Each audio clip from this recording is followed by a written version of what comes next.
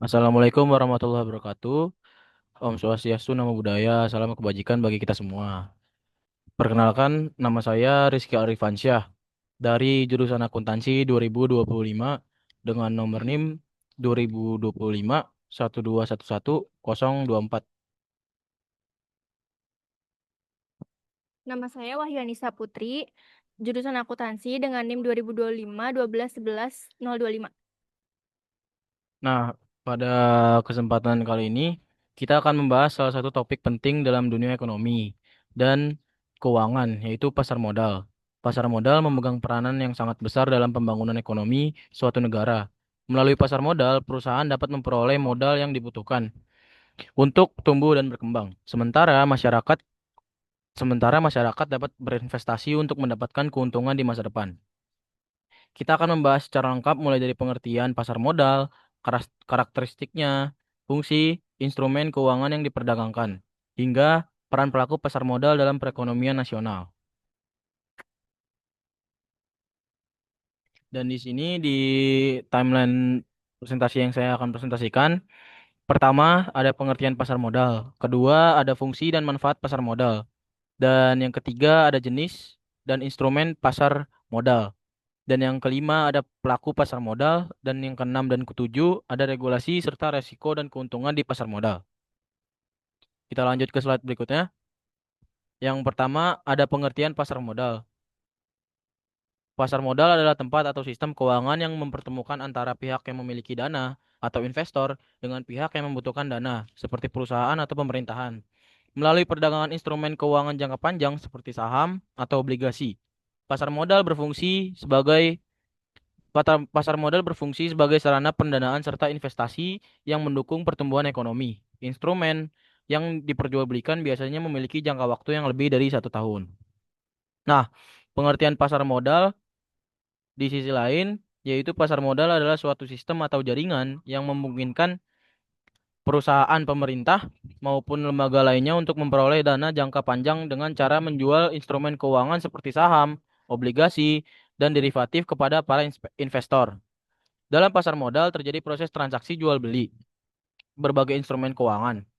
Pihak yang membutuhkan dana akan menerbitkan surat berharga, sedangkan pihak yang memiliki dana, yaitu investor, akan membelinya dengan harapan mendapatkan keuntungan di masa depan.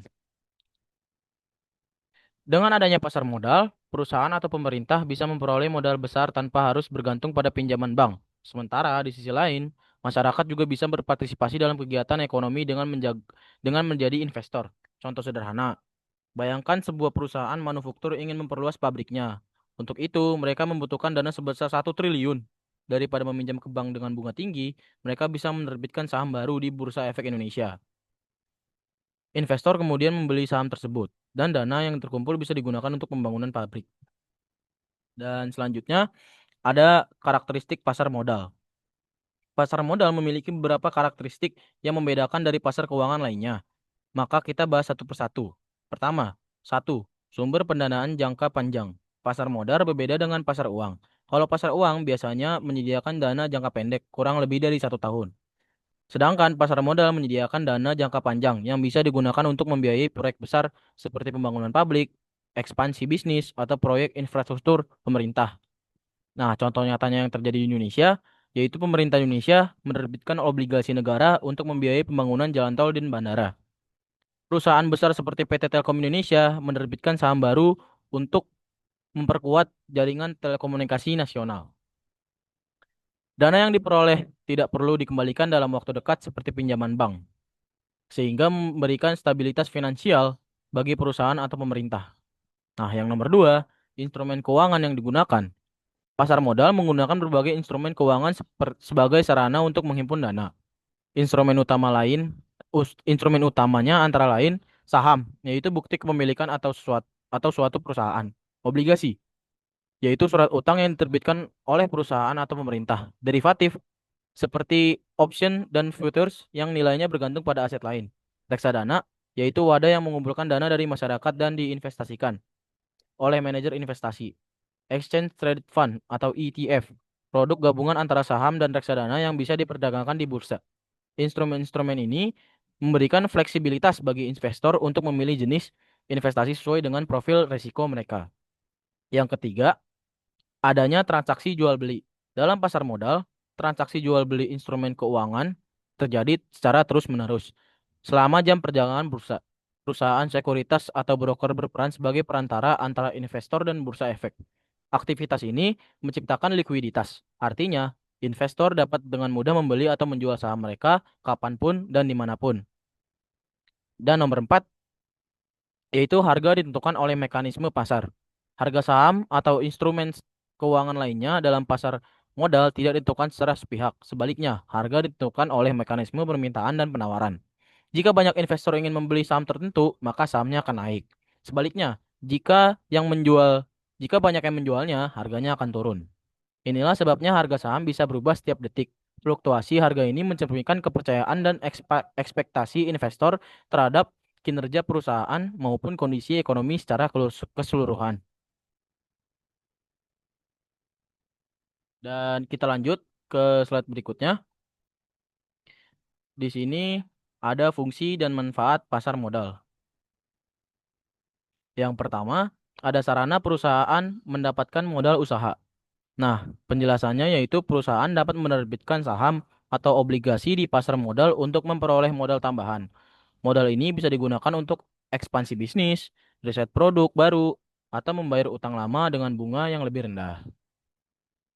Contoh nyatanya di sini yaitu ada PT Telkom Indonesia menerbitkan saham dan obligasi untuk memperluas jaringan fiber optik nasional. Startup seperti Goto juga melakukan IPO, Initial Public Offering, untuk memperkuat modal dan menarik investor baru. Bayangkan kamu punya ide bisnis bagus tapi butuh dana besar. Melalui pasar modal, kamu bisa berbagi kepemilikan dengan masyarakat.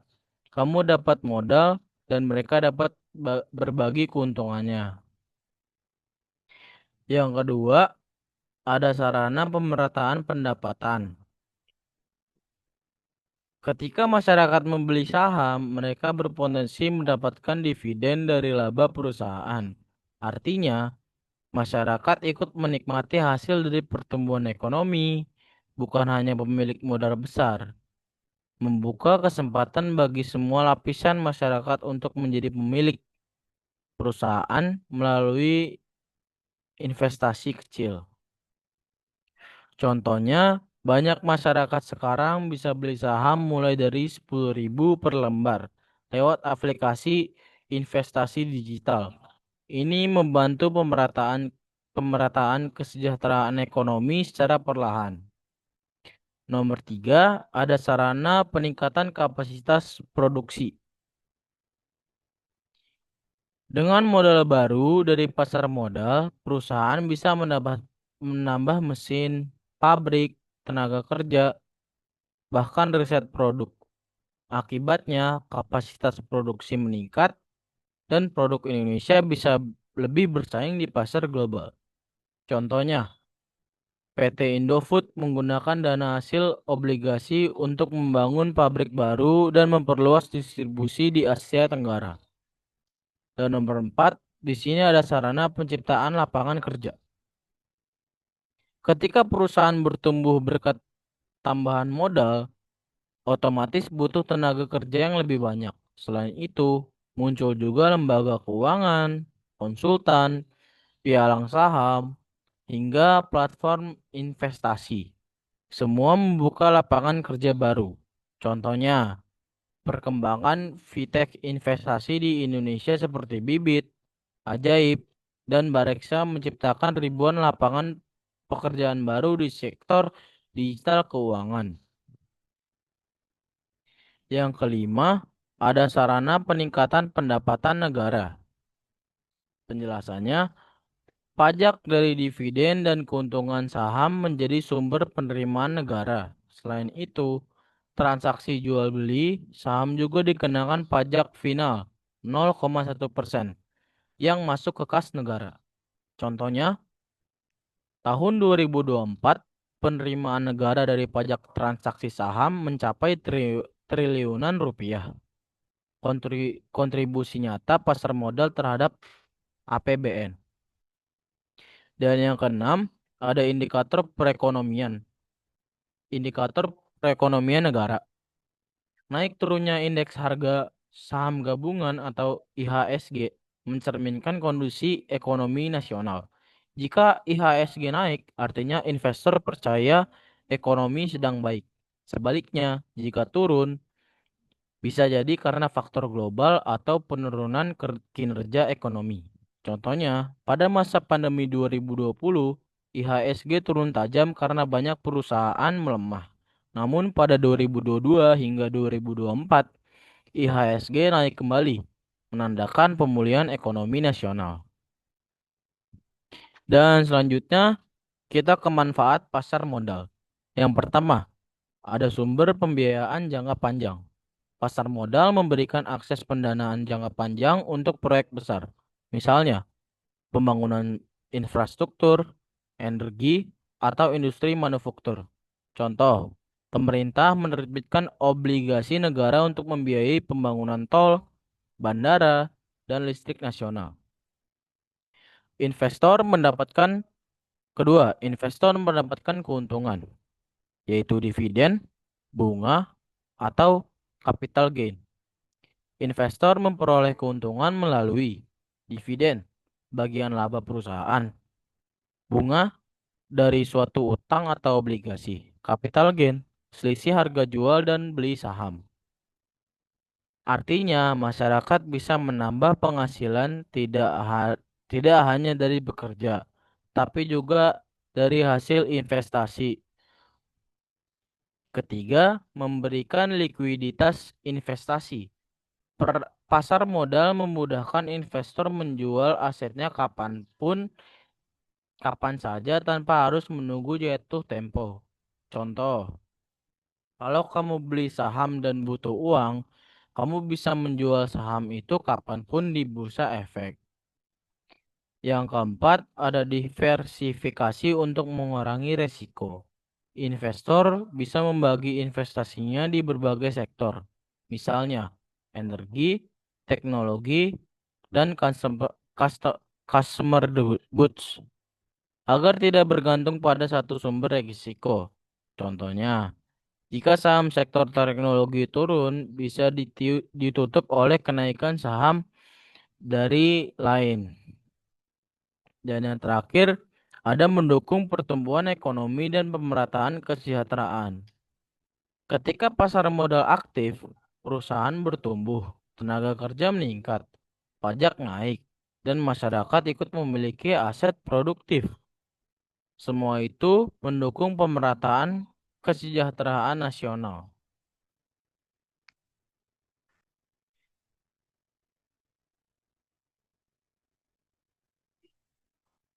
Selanjutnya, kita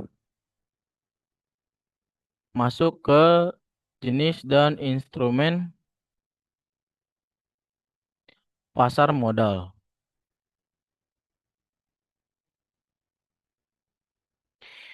Yang pertama, di sini jenis pasar modal, pasar perdana.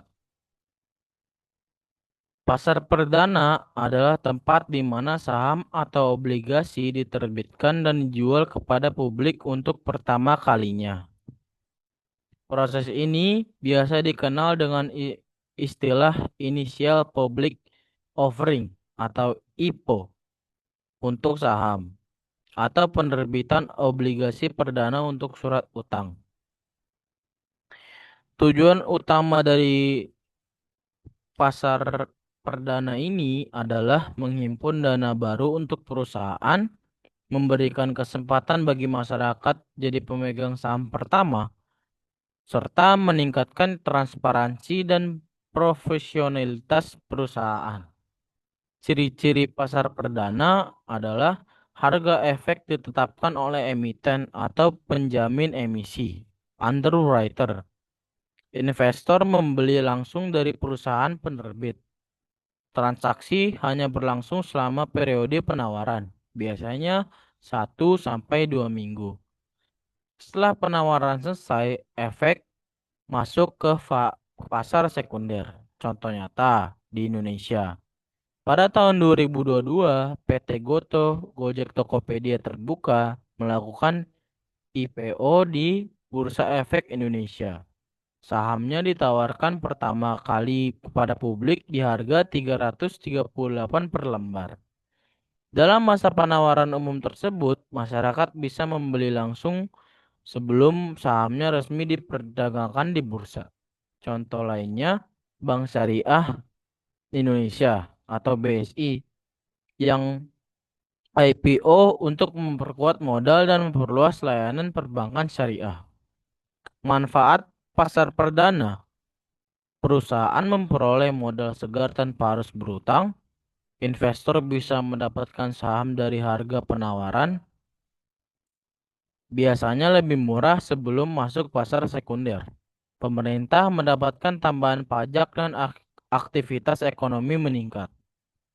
Pasar perdana bisa diibaratkan seperti pembukaan toko baru. Saat toko baru buka, pembeli pertama dapat harga promo. Begitu juga dengan investor di pasar perdana. Mereka membeli di harga dasar sebelum saham dimulai diperdagangkan di bursa efek. Nah, yang kedua ada pasar sekunder. Pasar sekunder adalah tempat berlangsungnya transaksi jual beli saham atau obligasi yang sudah tercatat di bursa efek. Disinilah investor saling bertransaksi, investor dengan investor lainnya. Jadi, setelah diterbitkan di pasar perdana, selanjutnya berpindah ke pasar sekunder. Ciri-ciri dari pasar sekunder yaitu perusahaan penerbit tidak lagi terlibat langsung. Harga efek berubah-ubah tergantung permintaan dan penawaran. Transaksi difasilitasi oleh perusahaan sekuritas melalui bursa efek, seperti Bursa Efek Indonesia. Contoh nyatanya, misalnya kamu membeli saham PT Telkom Indonesia melalui aplikasi sekuritas seperti Bibit, Ajaib, atau Mandiri Sekuritas. Transaksi itu terjadi di pasar sekunder. Kamu membeli saham dari investor lain yang menjual, bukan dari PT Telkom langsung. Atau ketika harga saham BCA naik dari 8.000 ke 9.500 per lembar, selisih keuntungan yang kamu dapat disebut capital gain. Semua aktivitas itu terjadi di pasar sekunder. Fungsi utama pasar sekunder yaitu memberikan likuiditas karena investor bisa menjual sahamnya kapan saja, menentukan harga pasar yang sebenarnya berdasarkan permintaan dan penawaran, menjadi indikator ekonomi karena pergerakan harga saham mencerminkan sentimen dan kondisi ekonomi nasional.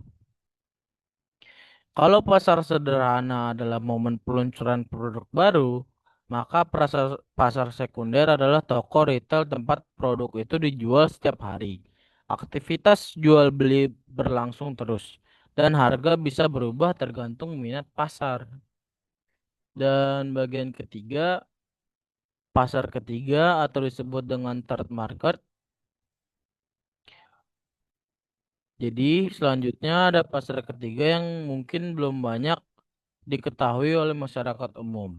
Pengertian dari pasar ketiga sendiri adalah tempat perdagangan efek yang sebenarnya sudah terdaftar di bursa efek, tetapi transaksi dilakukan di luar bursa, over the counter atau OTC.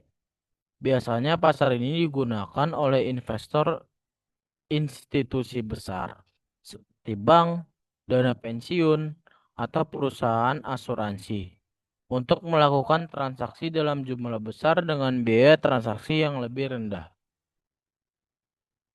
Nah, ciri-ciri dari pasar ketiga yaitu tidak melalui sistem perdagangan resmi bursa efek. Transaksi dilakukan secara langsung antar lembaga besar, biasanya melibatkan jumlah saham atau dana yang besar. Harga bisa sedikit berbeda dengan harga di bursa karena negosiasi secara langsung. Contohnya, misalnya dana pensiun Bank Mandiri ingin membeli 50 juta lembar saham Astra Internasional. atau ASII dari BPJS Ketenagakerjaan. Karena jumlahnya besar, transaksi ini dilakukan secara langsung di luar bursa agar tidak mengguncang harga pasar di BEI. Nah, transaksi semacam ini terjadi di pasar ketiga. Pasar ketiga bisa disebut dengan pasar belakang layar bagi investor besar. Mereka bertransaksi di luar bursa untuk menjaga stabilitas harga dan efisiensi biaya. Bagian keempat yaitu pasar keempat atau disebut forward market. Kalau pasar ketiga masih menggunakan jasa perantara tertentu, maka pasar keempat berbeda. Pengertian dari pasar keempat sendiri adalah pasar tempat terjadinya transaksi langsung antar investor institusional besar tanpa melalui perantara, broker, atau dealer. Biasanya transaksi dilakukan melalui sistem elektronik khusus antar lembaga tanpa campur tangan bursa atau pialang. Ciri-cirinya transaksi langsung antar lembaga besar, institution to institution, tidak melibatkan perantara sekuritas. Biaya transaksi sangat rendah. Biasanya dilakukan secara tertutup dan tidak terpublikasi luas. Contoh, misal Bank Indonesia ingin menjual surat berharga negara (SBN) kepada Bank BCA secara langsung tanpa melalui bursa efek. Atau transaksi antara asuransi besar dan reksadana institusional yang ingin bertukar portofolio investasi. Keduanya menggunakan sistem internal, bukan bursa publik. Kalau pasar sekunder adalah mall tempat semua orang bisa belanja, maka pasar keempat ini seperti transaksi antar perusahaan besar yang mempunyai jalur pribadi. Mereka bertemu langsung tanpa perantara. Dan bagian kelima ada pasar obligasi atau bond market. Nah, pasar obligasi ini bagian penting dari pasar modal. Pengertian dari pasar obligasi adalah tempat perdagangan instrumen utang seperti obligasi pemerintah, government bonds, dan obligasi korporasi, corporate bonds. Obligasi adalah surat utang jangka panjang yang diterbitkan oleh perusahaan atau pemerintah untuk memperoleh dana. Investor yang membeli obligasi akan menerima bunga atau kupon secara berkala dan pelunasan pokok di akhir periode. Ciri-cirinya bersifat jangka panjang, biasanya 3 sampai 30 tahun. Memberikan pendapatan tetap berupa kupon, resiko relatif lebih rendah dibandingkan saham.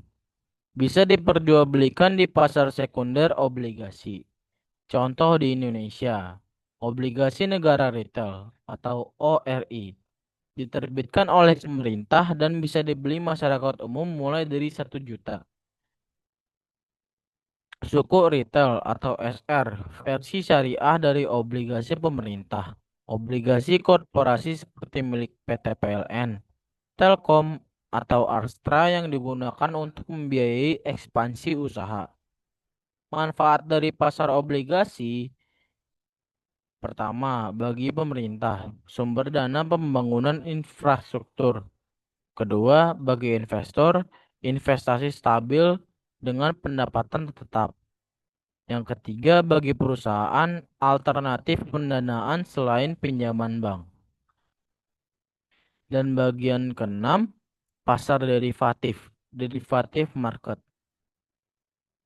Pengertian dari derivative market adalah tempat perdagangan instrumen turunan seperti derivatif instrumen seperti futures, option, dan swap. Nilai dari instrumen derivatif ini berasal dari aset dasarnya, bisa berupa saham, obligasi, indeks, komoditas, atau mata uang.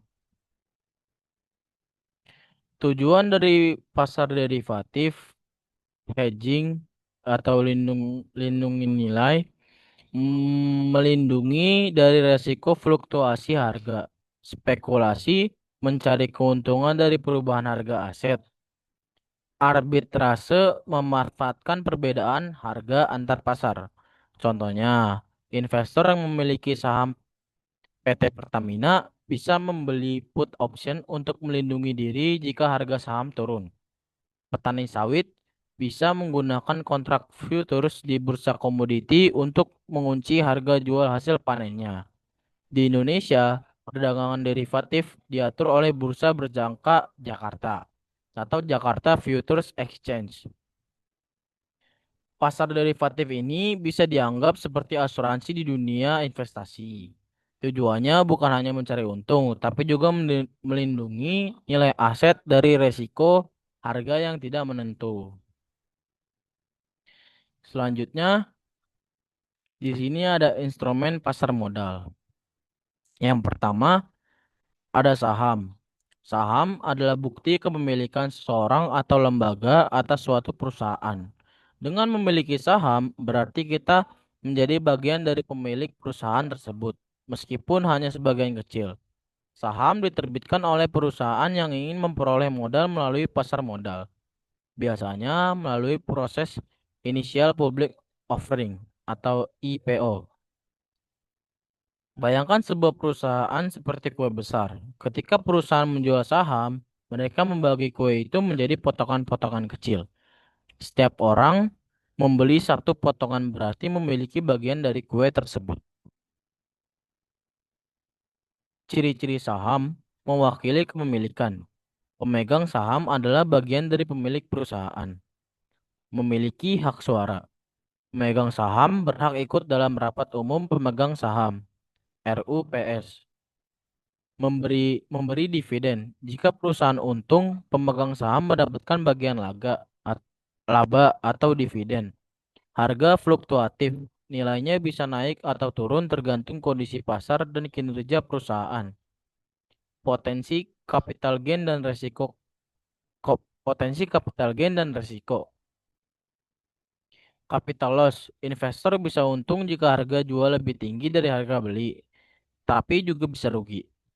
Contoh, saham di Indonesia, PT Bank Sentral Asia atau BBCA, salah satu saham unggulan di Bursa Efek Indonesia. Harga saham BBCA sering menjadi acuan stabilitas pasar karena kinerja keuangannya yang solid.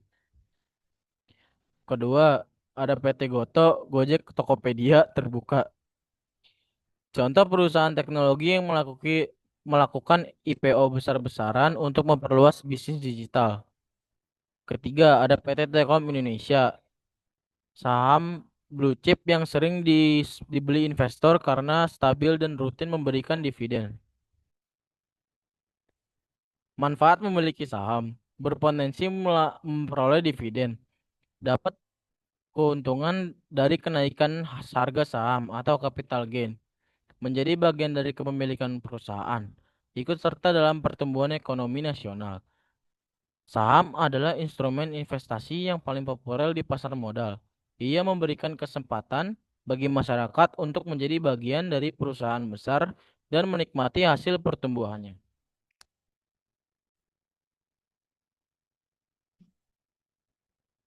Nah, selanjutnya ada surat utang atau obligasi. Pengertian dari obligasi adalah surat pengakuan utang yang diterbitkan oleh perusahaan atau pemerintah. Dengan membeli obligasi, investor berarti meminjamkan uang kepada penerbit obligasi. Dan sebagai imbalannya, mereka akan menerima bunga atau kupon secara berkala. Ciri-ciri obligasi yaitu jangka panjang, umumnya memiliki jatuh tempo 3 sampai 30 tahun, memberikan bunga tetap atau kupon. Investor penerima imbal dari hasil periodik. Risiko relatif rendah, lebih stabil dibandingkan saham, meskipun tetap ada risiko gagal bayar. Dia dapat diperdagangkan di pasar sekunder. Nilainya bisa naik turun tergantung suku bunga dan kondisi ekonomi. Nah, di sini ada jenis-jenis obligasi. Pertama, obligasi pemerintah diterbitkan oleh pemerintah. Contohnya, obligasi negara retail atau ORI, suku retail atau SR, Obligasi korporasi. Obligasi korporasi diterbitkan oleh perusahaan swasta atau BUMN. Obligasi syariah atau suku berdasarkan prinsip bagi hasil, bukan bunga. Keunggulan obligasi. Cocok untuk investor yang mencari pendapatan tetap. Risiko lebih kecil dibanding saham, bisa digunakan untuk diversifikasi portofolio. Kalau saham ibaratnya memiliki perusahaan, maka obligasi adalah meminjamkan uang kepada perusahaan. Keduanya sama-sama penting dalam mendukung pertumbuhan ekonomi. Selanjutnya, ada reksadana. Pengertian dari reksadana sendiri adalah wadah yang menghimpun dana dari masyarakat. Lalu dikelola oleh manajer investasi untuk ditempatkan dalam portofolio seperti saham, obligasi, atau pasar uang. Jadi, reksadana memungkinkan investor kecil berinvestasi secara kolektif tanpa harus mengelola portofolionya sendiri. Ciri-ciri reksadana dikelola oleh profesional. Ada manajer investasi yang memilih dan mengatur portofolio. Kedua, modal kecil. Bisa memulai investasi dengan harga 10.000 hingga 100.000. Yang ketiga, ada diversifikasi otomatis. Uang investor dibagi ke berbagai instrumen untuk mengurangi resiko. Yang keempat, ada likuiditas tinggi. Bisa dicairkan kapanpun. Yang kelima, ada jenisnya beragam. Ada reksadana, campuran, pendapatan tetap, dan pasar uang. Dan manfaat reksadana cocok bagi pemula. Resiko lebih diversifikasi, tidak perlu keahlian teknis tinggi, transparan, dan mudah diakses. Reksadana ibaratnya kamu menitipkan uang ke pemudi profesional. Kamu tetap bisa menikmati perjalanan investasi tanpa harus menyetir sendiri. Selanjutnya, ada Exchange Traded Fund atau ETF. ETF atau Exchange Traded Fund adalah produk investasi gabungan antara reksadana dan saham. ETF dikelola oleh manajer investasi seperti reksadana, tetapi dibeli dan dijual di bursa efek seperti saham. Dengan ETF, investor mendapatkan keuntungan dari diversifikasi portofolio dan fleksibilitas perdagangan. Ciri-ciri ETF diperdagangkan di bursa efek, di diversifikasi luas, berisi kumpulan saham atau obligasi dalam suatu produk, dikelola profesional oleh manajer investasi. Harga berubah sepanjang hari perdagangan, seperti saham. Biaya pengelolaan lebih rendah dibanding reksadana konvensional. Manfaat ETF, investasi mudah dan efisien. Resiko lebih rendah berkat diversifikasi, bisa dibeli kapan saja selama bursa buka. Cocok untuk investor jangka panjang. ETF bisa dianggap sebagai jembatan antara reksadana dan saham. Fleksibel seperti saham, aman dan terdiversifikasi seperti reksadana. Dan yang terakhir ada derivatif. Pengertian derivatif sendiri adalah instrumen keuangan turunan yang nilainya bergantung pada aset lain, seperti saham, obligasi, indeks, mata uang, atau komoditas. Instrumen ini biasanya digunakan untuk lindung nilai, hedging, atau spekulasi. Contoh instrumen derivatif meliputi futures, kontrak berjangka, option, kontrak hak beli dan jual, swap, pertukaran arus kas. Ciri-ciri derivatif sendiri nilainya bergantung pada aset dasar atau underlying asset. Bisa digunakan untuk melindungi resiko harga, memiliki potensi keuntungan tinggi tanpa juga resiko tinggi. Diperjualbelikan di bursa berjangka atau OTC, over the counter. Fungsi dari derivatif itu melindungi nilai aset dari fluktuasi harga, spekulasi, mencari keuntungan dari perubahan harga. Arbitrase memanfaatkan perbedaan harga antar pasar. Pasar derivatif bisa diibaratkan seperti sabuk pengaman dalam kendaraan berinvestasi. Tidak membuat kita melaju lebih cepat, tapi melindungi dari risiko besar saat berjalanan bergejolak. Kesimpulan dari jenis dan instrumen pasar modal, yang pertama ada saham, yaitu bukti kepemilikan perusahaan. Yang kedua ada obligasi, yaitu surat utang jangka panjang. Yang ketiga ada reksadana, investasi kolektif yang dikelola oleh orang yang profesional. Yang keempat ada ETF, gabungan saham dan reksadana. Dan yang terakhir yaitu derivatif adalah gabungan saham dan reksadana. Derivatif adalah instrumen turunan untuk lindung nilai dan spekulasi. Semua instrumen ini punya peran penting dalam menggerakkan ekonomi, mendanai pembangunan, dan membantu masyarakat berinvestasi. Udah. Baik, di sini saya akan melanjutkan menjelaskan tentang pelaku pasar modal, regulasi pasar modal, keuntungan dan risiko pasar modal. Nah, di sini pelaku pasar modal ada 9. Yang pertama adalah pengawas pasar modal. Pengawas pasar modal itu mempunyai peran peran seperti OJK, Otoritas Jasa Keuangan, yang bertugas mengawasi, mengatur, dan menegakkan hukum di pasar modal, termasuk menetapkan aturan, mengawasi perdagangan efek, dan melindungi investor. OJK melakukan pemantauan ketat terhadap aktivitas saham, emiten, perusahaan efek, dan manajer investasi. Contoh nyata, pada tahun 2021, OJK memberikan sanksi berupa suspensi dan pembekuan izin kepada beberapa perusahaan efek dan manajer investasi yang melanggar aturan, seperti pemasaran produk tanpa izin dan tidak memiliki tenaga pemasaran berizin. Selain itu, OJK memiliki tenaga pemasaran yang berizin. OJK menindak tegas PT Maseri Aset Manajemen lewat pencabutan izin usaha pada tahun 2023 karena gagal memenuhi kewajiban pelaporan dan pengelolaan yang baik. Kasus ini menunjukkan peran OJK dalam menjaga integritas pasar modal dengan memberi sanksi untuk memastikan transparansi,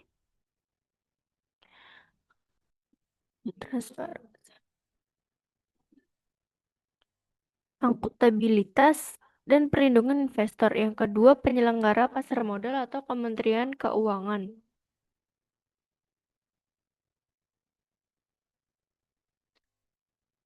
Kementerian Keuangan berperan memberikan fasilitas dan regulasi sebagai penguat kebijakan pasar modal. Bersama OJK, Kemenku turut membentuk tim pendalaman pasar modal untuk mendorong pertumbuhan sektor keuangan dan ekonomi secara nasional, seperti tim kerja 2025 yang fokus memperluas pasar modal. Yang ketiga ada emiten. Emiten adalah perusahaan yang menerbitkan saham atau obligasi untuk memperoleh modal dari investor. Contoh emiten besar di Indonesia adalah PT Bank Sentral Tbk, BBCA, dan PT Astra International Tbk, ASII, yang secara aktif menawarkan efek di Bursa Efek Indonesia.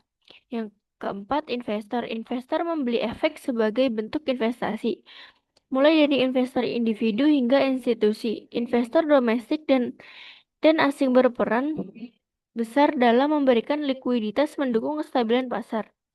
Banyak investor retail di Indonesia yang berpartisipasi aktif di pasar modal, menunjukkan pertumbuhan dan kepercayaan literasi investasi masyarakat. Nah, selanjutnya ada penjamin emisi atau underwriter. Penjamin emisi bertugas menanggung resiko keberhasilan penjualan efek emiten dengan menetapkan harga, membantu penyusunan prospektus, dan melaksanakan penawaran umum. Contoh perusahaan penjamin emisi adalah PT Mandiri Sekuritas yang membantu proses IPO dan penerbitan efek. Selanjutnya ada pialang atau broker.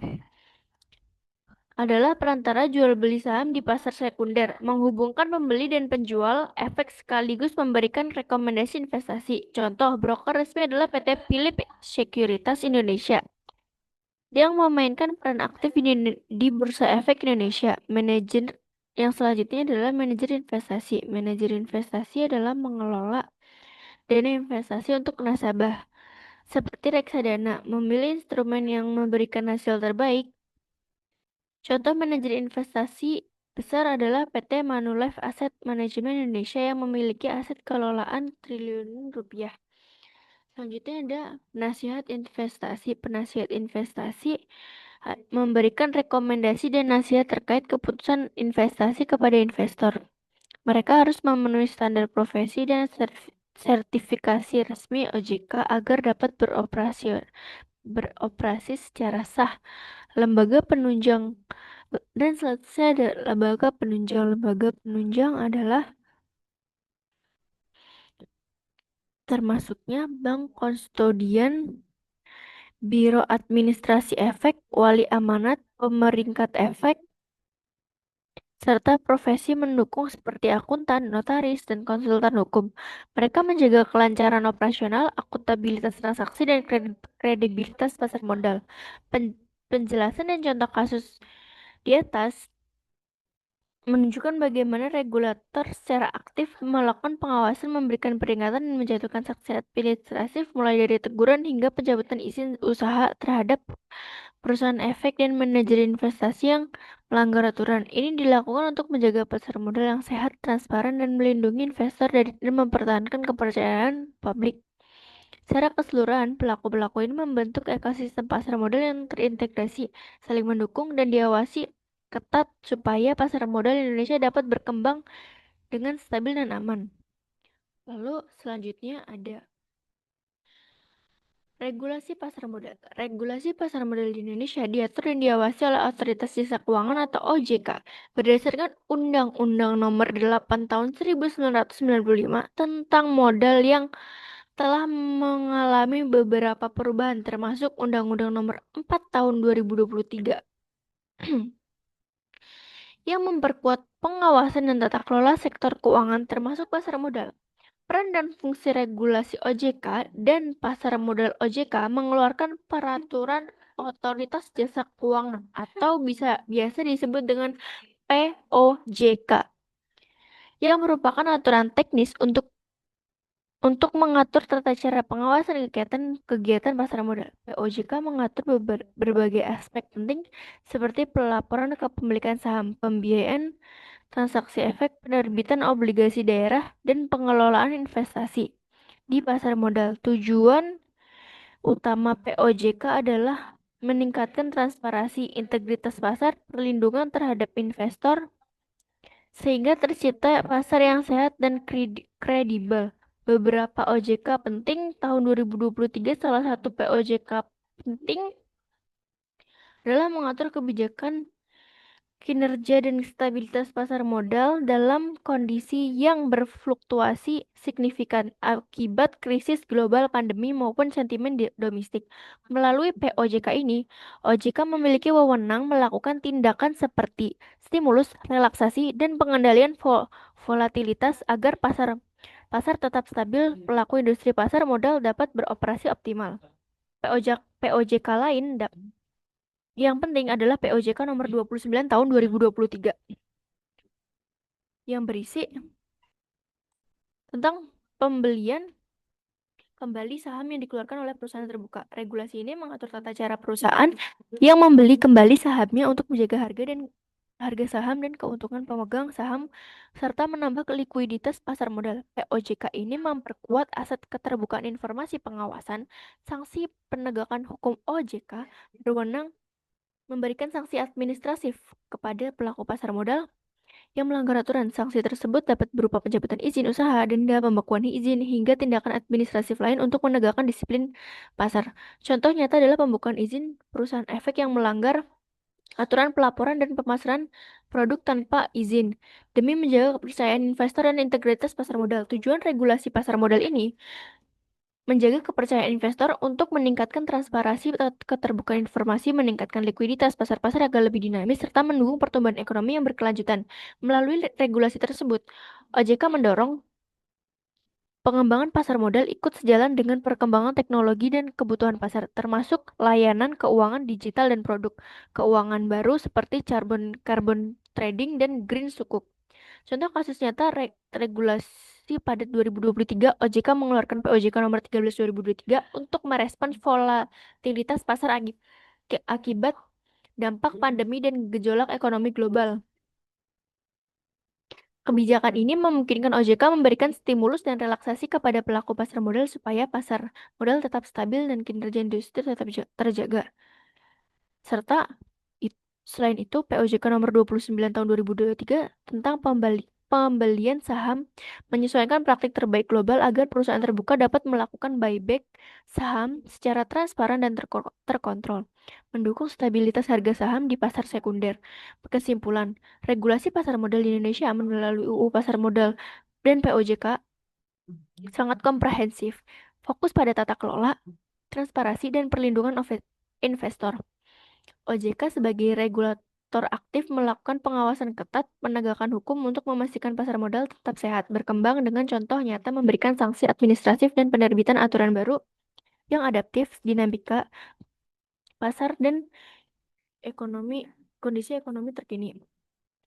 Di sini saya akan memberikan penjelasan rinci mengenai aspek regulasi pasar modal di Indonesia, terutama yang diatur pada POJK nomor 13 tahun 2023 tentang kebijakan dalam menjaga kinerja dan stabilitas pasar modal dalam kondisi pasar yang berfluktuasi signifikan.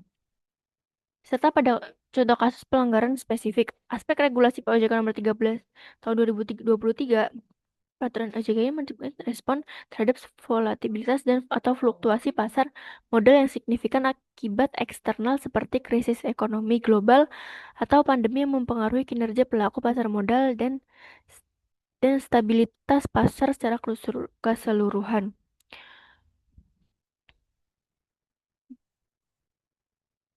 Tujuan utama POJK ini adalah untuk menjaga tata kelola yang sehat, stabilitas pasar modal melalui langkah-langkah berikut: penetapan kebijakan penanganan volatilitas.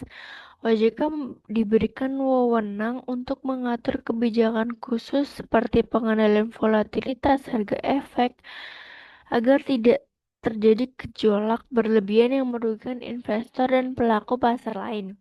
Pemberian stimulus dan relaksasi. Dalam kondisi pasar yang tidak stabil, OJK dapat memberikan stimulus kepada pelaku industri pasar modal serta termasuk relaksasi kewajiban tertentu agar aktivitas pasar tetap berjalan dengan lancar. Pengawasan kinerja pelaku pasar modal. POJK menuntut pelaku pasar modal menjalankan praktik tata kelola yang baik dan transparan, termasuk mengungkapkan informasi yang jujur dan tepat waktu. Menjaga pertumbuhan ekonomi dengan menjaga stabilitas pasar modal. Regulasi ini mendukung keberlangsungan pertumbuhan ekonomi nasional yang kualitas. Contoh kasus pelanggan spesifik. Beberapa kasus pelanggaran pasar modal yang mendapatkan tindakan dari OJK dalam beberapa tahun terakhir adalah sebagai berikut: pelanggaran oleh perusahaan efek dan manajer investasi seperti kasus PT Masri Asset Management yang diberikan sanksi pencabutan izin karena gagal memenuhi kewajiban pelaporan dan pengelolaan investasi yang secara benar, berpotensi merugikan investor. Pelanggaran perusahaan efek dalam pemasaran produk tanpa izin OJK, memberikan sanksi administratif berupa denda, pembukuan izin terhadap perusahaan efek yang memasarkan produk investasi tanpa izin resmi demi melindungi masyarakat dari investasi ilegal dan penipuan, manipulasi, atau pengungkapan informasi menyesatkan. OJK secara ketat OJK secara ketat mengawasi perilaku para emiten dan pelaku pasar modal untuk tidak melakukan manipulasi harga saham atau menyebar informasi palsu yang dapat merusak transparansi kepercayaan investor. Lanjut, ada resiko dan keuntungan berinvestasi di pasar modal. Nah, di situ ada resiko likuiditas. Resiko likuiditas adalah risiko kesulitan menjual saham pada harga wajar karena rendahnya volume perdagangan atau sedikitnya pembeli. Contohnya, terjadi pada krisis ekonomi global tahun 2008 saat banyak saham di Bursa Efek Indonesia mengalami penurunan likuiditas menyebabkan investor harus menjual saham dalam kondisi ke harga turun drastis. Resiko capital loss adalah kerugian modal ketika harga saham turun di bawah harga pembelian. Contoh nyata adalah saat pandemi COVID-19 tahun 2020, saham di sektor pariwisata dan perhotelan merosot tajam, menimbulkan kerugian besar bagi investor. Resiko kebangkrutan terjadi jika perusahaan gagal membayar kewajiban atau bangkrut sehingga nilai saham turun mendekati nol. Contoh kasus adalah kebangkrutan PT Asuransi Jiwasraya pada tahun 2019, membuat investor kehilangan nilai investasinya secara signifikan. Risiko inflasi yang mendapat menurunkan daya beli hasil investasi karena jika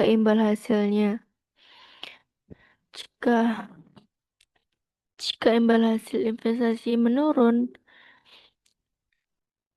maka makin sedikit pula para investor ingin menginvestasikan eh, di pasar modal. Lalu ada resiko forced delisting atau penghapusan saham dari bursa. Terjadi bila emiten melanggar peraturan OJK atau BI. Contoh, perusahaan yang terlambat melaporkan keuangan sehingga terkena sanksi delisting, sehingga sahamnya tidak dapat diperdagangkan lagi, menyulitkan investor untuk menjual. Nah, habis itu ada resiko pasar politik dan fluktuasi akibat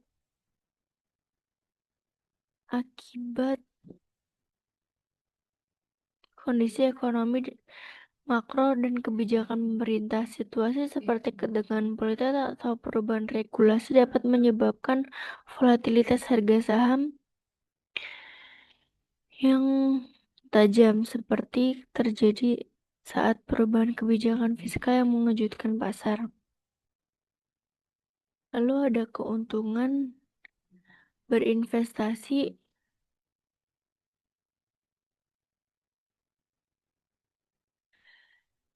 serta ada keuntungan berinvestasi di pasar modal. Yang pertama, potensi hasil imbal tinggi.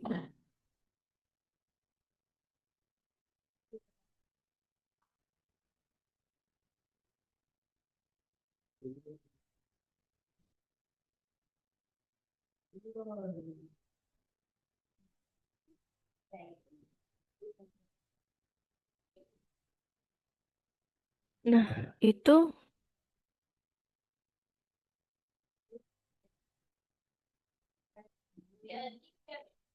berpeluang mendapat dividen dan capital gain dari kenaikan harga saham. Contoh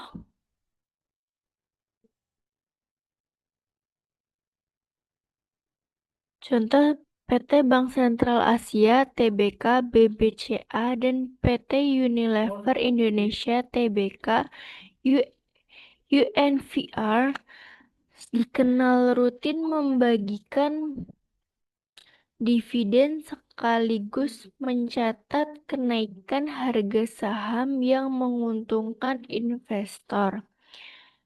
Likuiditas tinggi pasar saham memberikan kemudahan bagi investor untuk membeli atau menjual saham dengan cepat dan volume besar, terutama pada saham perusahaan besar seperti BBCA, Telkom Indonesia, dan Astra International.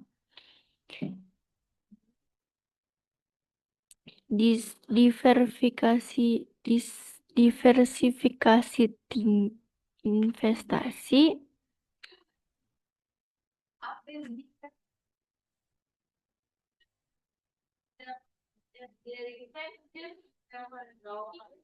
memudahkan investor menyebar resiko ke berbagai sektor seperti perbankan, consumer goods, dan energi sehingga resiko kerugian akibat buruk di satu sektor dapat dikurangi. Portofolio yang terdiversi, terdiversifikasi akan lebih stabil menghadapi gejolak pasar. Kontribusi pada pertumbuhan ekonomi investasi di pasar modal membantu perusahaan memperoleh untuk ekspansi dan inovasi, menciptakan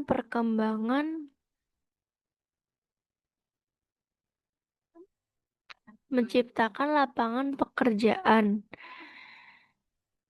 serta mendorong perkembangan ekonomi nasional. Contohnya, IPO PT GoTo, Gojek Tokopedia, Tbk pada tahun 2021 yang membantu pengembangan ekosistem digital Indonesia sekaligus menciptakan banyak lapangan kerja. Secara keseluruhan, pasar modal menawarkan peluang keuntungan dengan resiko yang sepadan. Pemahaman yang baik terhadap berbagai risiko keuntungan serta contoh nyata ini dapat membantu investor membuat keputusan investasi yang lebih bijak. Nah, meminimalkan kerugian dan memanfaatkan potensi pengembalian investasi pasar modal Indonesia dengan optimal. Sekian dari saya. Semoga penjelasan saya dan partner saya mengenai pengertian pasar modal, fungsi dan manfaat pasar modal, jenis dan instrumen pasar modal, pelaku pasar modal, regulasi serta resiko dan keuntungan di pasar modal dapat memberikan pemahaman secara taktis kepada kalian semua, karena kita juga sudah memberikan contoh secara mendetail. Bila ada salah kata, mohon dimaafkan. Nah, nah, jadi di pasar modal ini kalian bisa mempertimbangkan untuk mau apa enggak berinvestasi di pasar modal. Jadi kalau mau berinvestasi di pasar modal juga harus dipertimbangkan resiko dan juga keuntungannya. Dan harus juga melihat perusahaan seperti apa dan laporan keuangannya bagaimana sebelum kita menginvestasikan sesuatu di eh, institusi atau perusahaan tersebut. Karena untuk mengantisipasi kerugian atau kegagalan yang akan terjadi. Nah, seperti yang saya sebutkan tadi, keuntungannya itu ada banyak, kayak ada potensi imbal hasil tinggi, likuiditas tinggi, diversifikasi investasi untuk mengurangi risiko, serta berkontribusi pada pertumbuhan ekonomi dan penciptaan lapangan kerja. Karena secara nggak langsung, kalau kita berinvestasi di pasar modal, itu bisa juga kayak menambah pendapatan kita selain dari hasil pekerjaan kita atau dari gaji kita. Jadi kalau mau mendapatkan pendapatan jangka panjang, kita bisa berinvestasi di pasar modal yang bisa kita petik setelah 1 atau 2 tahun ke depan. Jadi itu bisa kayak tabungan, tapi bisa menghasilkan bunga yang menguntungkan kita. Beda lagi kalau kita lagi nabung di bank kan. Kalau kita nabung di bank itu kan tabungan kita selalu terpotong dengan bunga atau pajak setiap bulannya karena kita menaruh itu di bank. Kalau ini kita enggak, tapi kita malah dapat untung. Tapi ya kayak gitu. Kalau sebelum berinvestasi, baiknya mempertimbangkan lagi resiko-resikonya seperti resiko likuiditas, capital loss, kebangkrutan, inflasi, forced delisting, resiko pasar dan politik karena apalagi suatu laporan perusahaan karena itu sangat-sangat berpengaruh kepada hasil yang kita investasikan. Karena kita nggak bisa sembarangan menginvestasikan ke sembarang perusahaan. Itu juga akan merugikan kita. Oke, sekian dari saya Wahyu Anissa Putri dan Rizky Alfriansah.